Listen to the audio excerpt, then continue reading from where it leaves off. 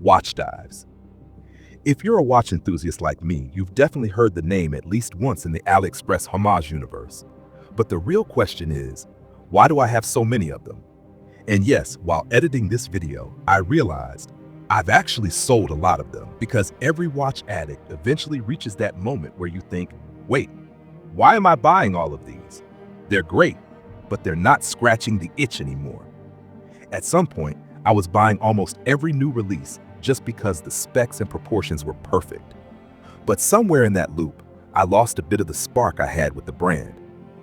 Don't get me wrong, if you mention the top 5 AliExpress watch brands, Watchdives has to be in there, especially for innovation and how involved they are with the community. Their quality? Still fantastic. This is just where I stand today as a collector on this very chaotic, very wonderful watch journey. But anyway, without further ado, let's dive into these watches. Do you get it? Dive? Watchdives? Yeah, okay, moving on. Where it all started. Some of you have already seen my older Watchdives reviews, but for those who haven't, this video will cover every single Watchdives piece I've bought. It all began with the Aqua Terra homage. If you know me, you know the AT is my grail. So when Watchdives released their version with that thin VH31 movement, I had to grab it. The orange seconds hand on the silver dial pops beautifully. The 38mm case wears slim, clean, and honestly, I was sold instantly. True Gata vibes for under $100. 6 months later, Watchdives dropped the Railmaster homage, basically the AT's vintage-inspired brother. Same proportions, same charm, but that dial? Pure retro goodness. Both of those have full reviews on the channel already, so check those out if you're curious. Now let's fast forward a bit. At this point, I was convinced I had sold my soul to Watchdives. Every release just made sense.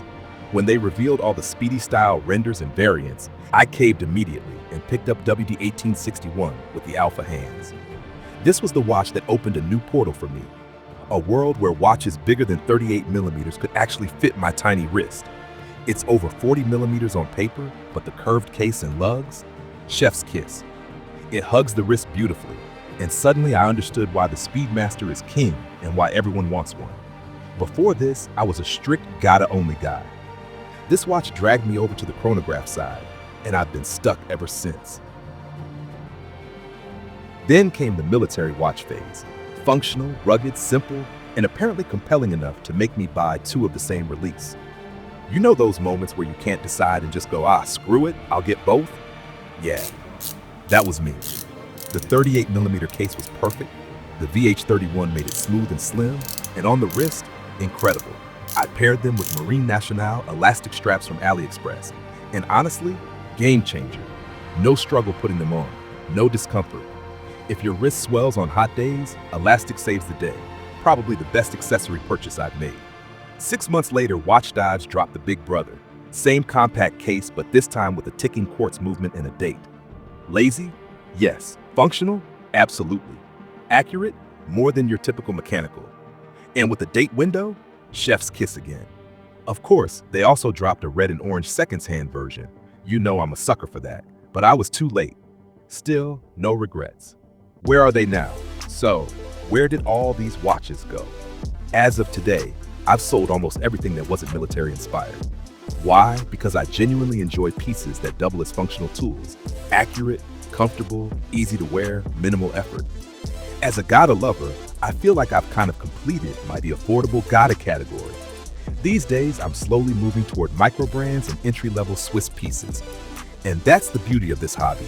Your taste evolves. Whether it's affordable, luxury, or somewhere in between, I don't discriminate. A watch is a watch. If one day I start posting only luxury heritage pieces, please call the authorities. I've probably been kidnapped and replaced. That's it for now. If you enjoy these more casual story-style videos, let me know in the comments. I love switching things up beyond just one-on-one reviews. And if you like the video, smash that like button. It helps the algorithm push my content to more watch addicts like you and me. And subscribe if you're a real one. I'll see you in the next one.